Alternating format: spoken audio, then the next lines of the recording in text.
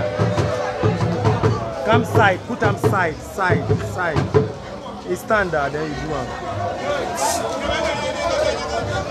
See, make nobody call you. Those things you don't want. I make it, you do, I make them answer.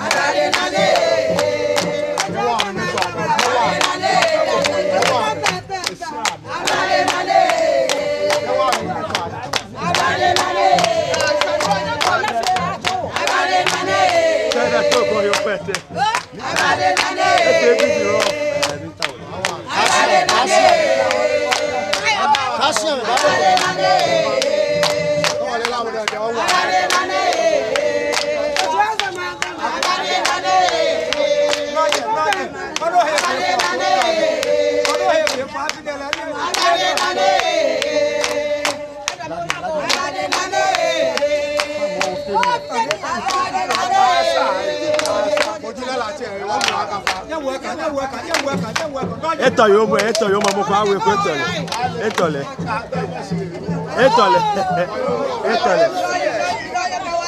Na sa ofteni. Ege ye koloko titi we. Ege ti ye aloko ale ege ye koloko.